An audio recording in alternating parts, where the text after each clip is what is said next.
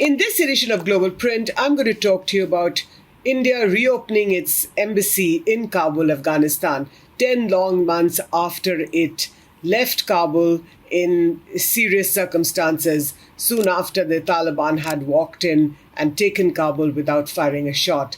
But now India has seen it fit to reopen its mission, and I will tell you why and what the significance of this is. Of course, the Taliban government has not been recognized by any country in the world, including at the United Nations, but many other things have happened in the interim over the last 10 months. But before I tell you the significance of this, dear viewer, I'd like to make an appeal to you. Please do subscribe, pay just a little bit for the Print's free, fair, objective, and unhyphenated journalism. You have been helping us these last several months of the pandemic and since, so we count upon you to encourage us both morally and to pay just a little bit so that we can keep our journalism going. It's very little money, rupees 159 only, so I do hope that you will click on the join button, pay that small sum of money and become a subscriber to the Print. Of course, you will have advantages and benefits that non-subscribers don't have. Now, back to my column Global Print on the Print's website, in which I talk about India reopening its mission, its embassy in Kabul, Afghanistan. This happened last week. It's a very important development, a very significant development. India is the 15th country that has now got a mission in Afghanistan. Now, some of you may criticize it and say, why is India doing this? After all, the Taliban is a terror group. It had been fighting the legitimately installed government of Ashraf Ghani previously. So why is India even thinking of breaking bread with the terror group? Remember that Sirajuddin Haqqani, the interior minister in the government, a bad word in the security establishment in India, because the Haqqani network was responsible for the 2008 terror attack against an Indian diplomat and the military attaché, both of whom very unfortunately died, and several others were injured and also killed. So why did India bite its teeth, bite its tongue, and reopen its mission in Afghanistan? But before I go into the reasons why, let me just lay the ground, as it were, set the stage and tell you what was happening. So when the Indian team of diplomats led by J.P.Singh, he's a senior official, a joint secretary level officer at the Ministry of External Affairs in charge of Afghanistan, Pakistan and Iran, he has been making some trips to Kabul these last few months. And very interestingly, this time around last week, when the Indian team landed in Kabul, they took an Indian Air Force plane. So the sight of the Indian Air Force plane landing on the Kabul runway, that in itself, if anything, will tell you how things have changed.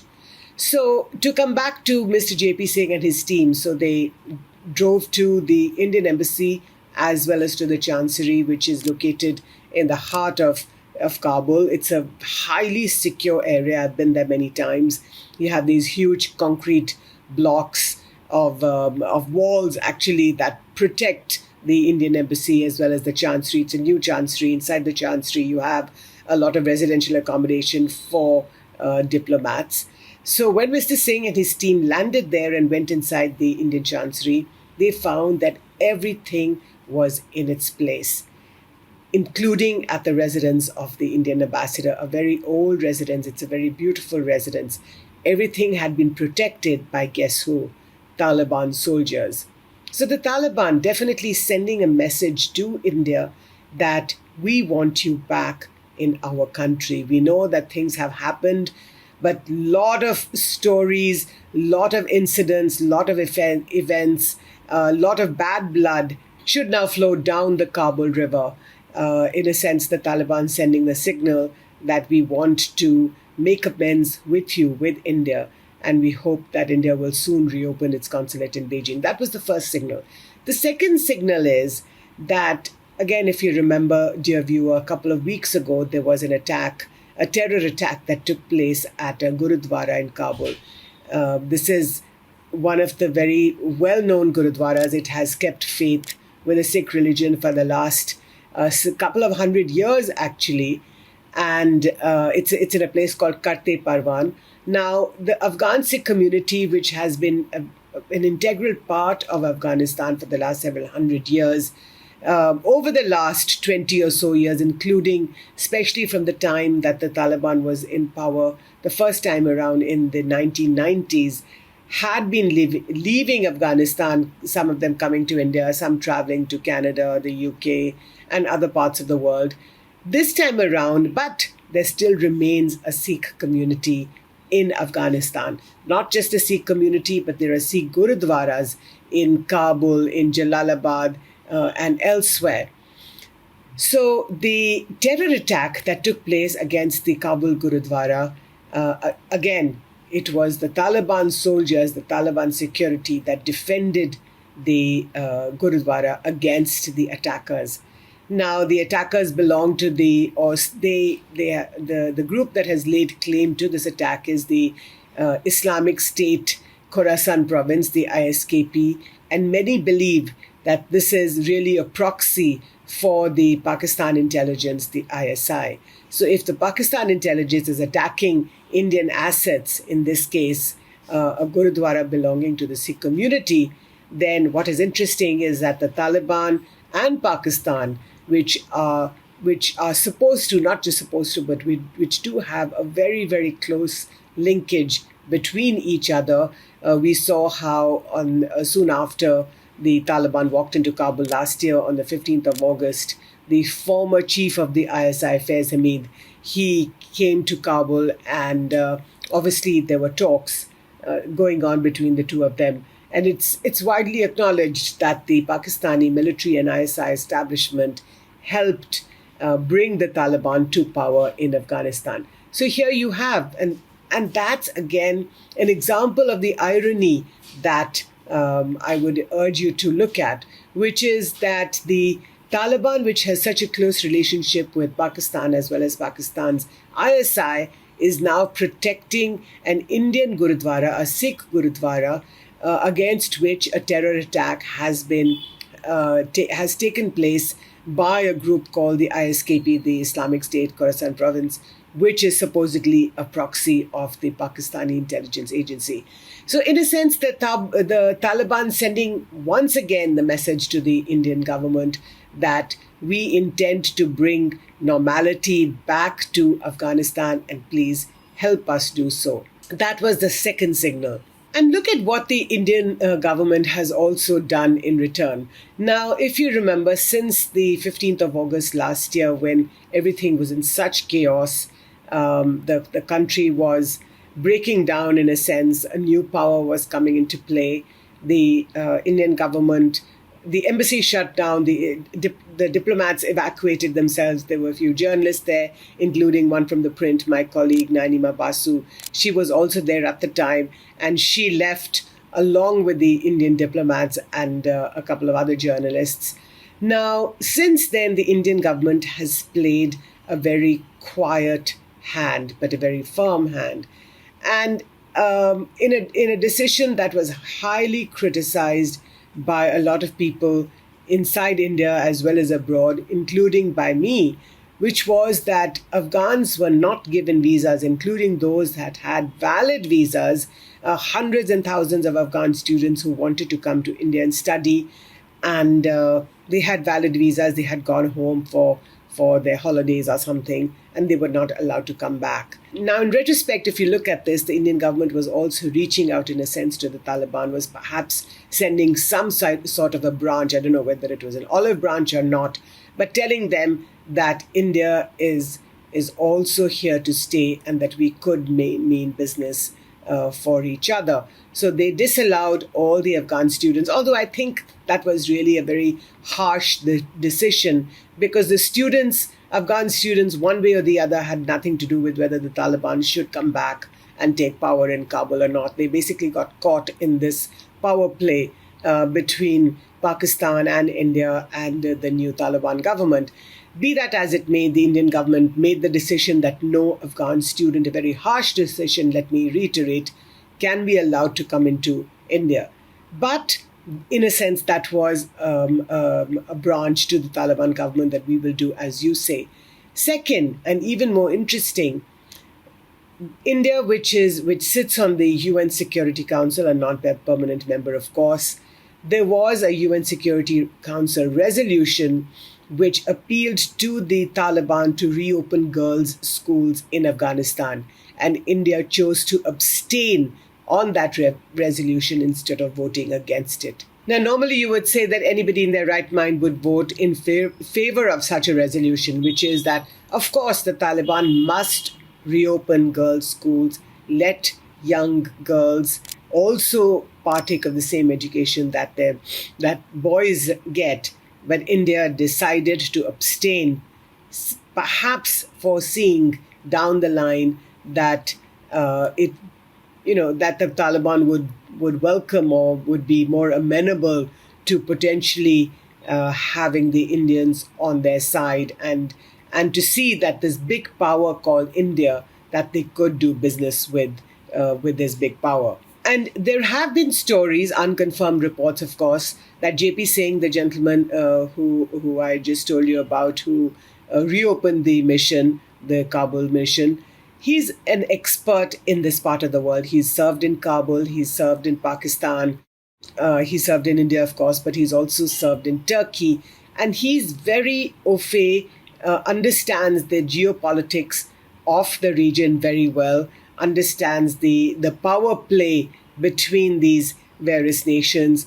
And the rumor was that Mr. Singh met Mullah Yaqub, the Taliban defense minister, who is the son of Mullah Omar, who is the founder of the Taliban.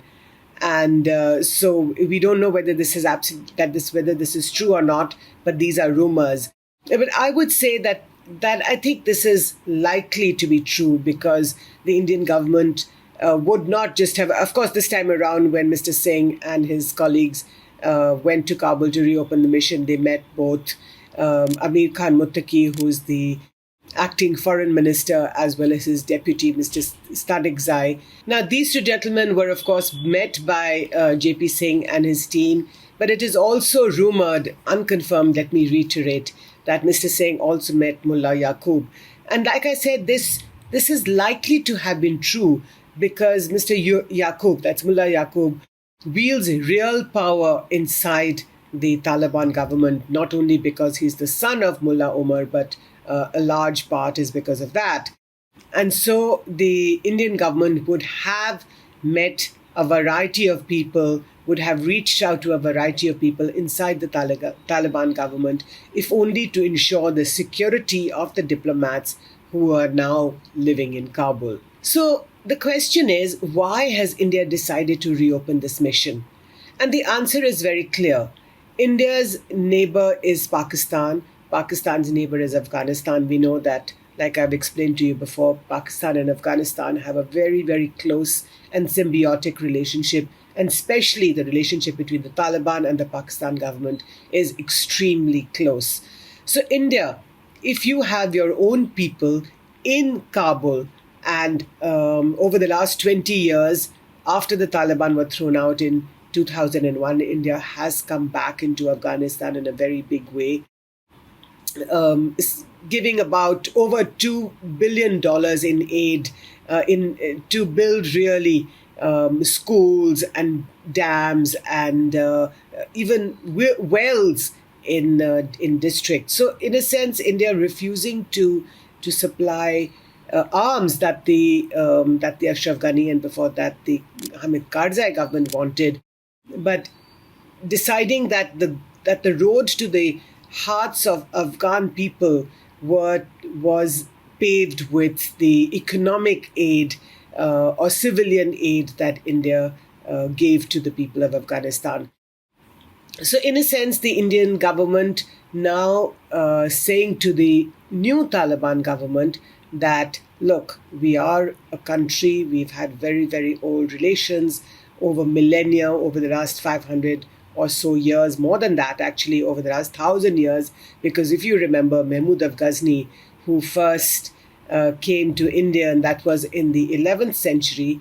And of course, he was from the Ghazni province, which is in southern Afghanistan. So the India Afghanistan connection goes back more than 1,000 years. And India, looking at the Taliban government in this large perspective, is that we have had this relationship over the centuries through thick and thin, and we want what is best for you, which is best for Afghanistan. So here, if you have a big country, a stable nation, which is in place in Kabul, then you can operate as the eyes and ears of your country in that part of the world. And just look at the strategic location of Afghanistan. On the one hand, there's Pakistan, there's Iran, there's Uzbekistan, and then there is, Tajikistan, of course. It's really in the heart of North Asia. So what better reason for India than to have your own diplomats, your own eyes and ears in a place where the world is coming together, has been focused for the last several years. China is there. China and Russia both did not close down their embassies, as you know, dear viewer, when the Taliban walked in last year. In fact, like I said to you before, there are 14 nations that have their embassies, including Pakistan, Iran, the Central Asian nations, China and Russia, of course, and now India. And now the Taliban is also sending its diplomats to 4 nations. They have sent diplomats to Moscow, to Beijing, to Turkmenistan, as well as to Pakistan, of course. So India did not want to be caught unprepared. A very realist foreign policy, like I've said to you before in previous editions of the Global Print as well. The Modi government getting off the high moral ground, getting off its high horse, dealing with things as they are, not as they want them to be. So I would urge you to read my column Global Print on the Print's website, and I do look forward to hearing what you have to say about this video. Thank you so much for watching.